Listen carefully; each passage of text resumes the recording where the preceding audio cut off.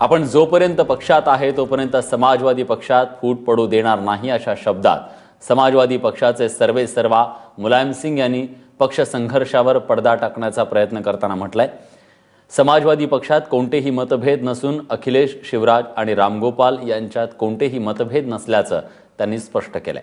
समाजवादी पक्ष कार्यालयात मुलायम यांनी कार्यकर्त्यांशी संवाद साधला।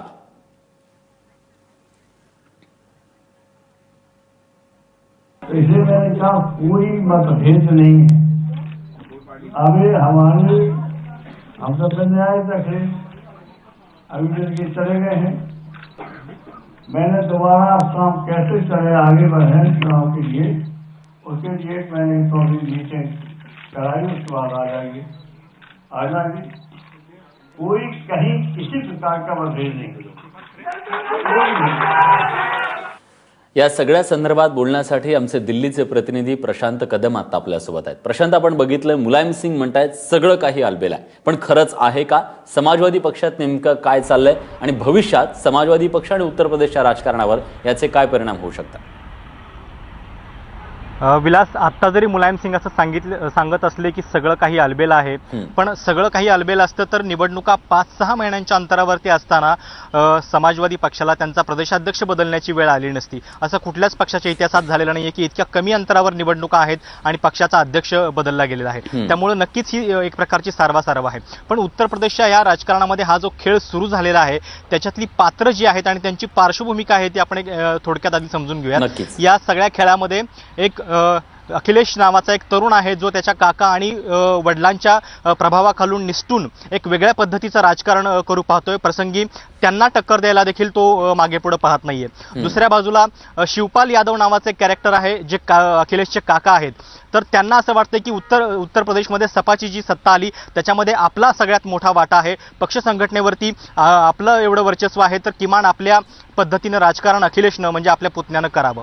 तिसरं पात्र जे आहे ते मुलायम सिंग यादवांचं, जे खरं तर 70-75चं वर्ष आहे त्यांचं आयुष्य आहे आणि त्यांना दोन्ही बाजूंनी संतुलन साधायचं। एक तर आपल्या मुलाचंही सरकार जे आहे ते व्यवस्थित चालू द्यायचं आणि दुसरीकडे जो भाऊ ज्याच्यावरती त्यांची सगळी पक्ष संघटना अवलंबून आहे त्याला देखील सावरून घ्यायचे।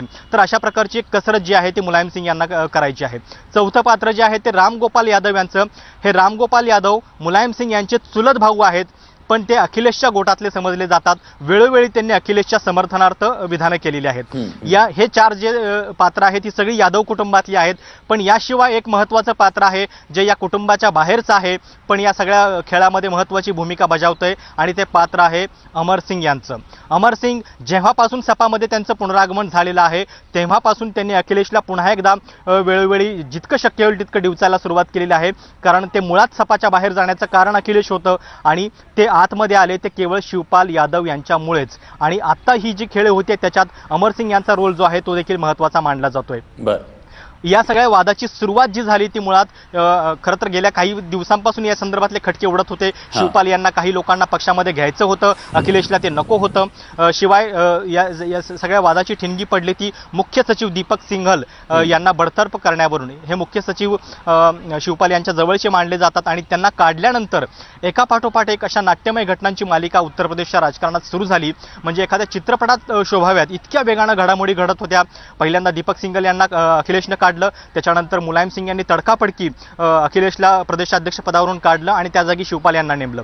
त्याच्यानंतर काही तासामध्येच अखिलेशनं शिवपाल यादव यांची सगळी महत्त्वाची खाती ज्याच्यामध्ये PWD, सिंचन, महसूल याचा समावेश आहे ती एका झटक्यात काढून घेतली। तर अशा पद्धतीचं हे सगळं घडत असताना मुलायम सिंग यांना प्रश्न पडलेला आहे की नेमकं हे संतुलन साधायचं कसं। उत्तर प्रदेशच्या निवडणुका अगदी तोंडावरती आहेत आणि त्या पार्श्वभूमीवरती सपामधला हा वाद जो आहे तो नक्कीच पक्षाला कुठेतरी डोकेदुखी ठरू शकतो। शिवपाल यांना आपल्या पद्धतीने पक्ष चालवायचा आहे आणि अखिलेश यांना या सगळ्या बुजुर्ग मंडळींच्या प्रभावातून बाहेर येऊन एक आपली वेगळी छबी निर्माण करायची आहे। विशेषतः उत्तर प्रदेशमध्ये हे वारंवार बोललं जातं की 2014 साली जो सपाटून मार समाजवादी पक्षानं खाल्लेला आहे त्याच्यातून कुठेतरी अखिलेशने शहाणपण घेतलेलं आहे आणि एक वेगळ्या पद्धतीचं राजकारण तो करू पाहतोय आणि अशीच एक छबी त्याची सध्या या सगळ्या प्रकरणातून पुढे येताना दिसतीये। नक्कीच, आणि हे सगळं करत असताना 2 पिढ्यांमधला हा संघर्ष आहे। पक्षासाठी पुढे काय होतं या यादवीतून हे बघणं देखील महत्त्वाचं आहे। धन्यवाद तुम्ही दिलेल्या या सगळ्या सविस्तर माहितीबद्दल। यानंतर वळूयात पुढच्या बातमीकडे।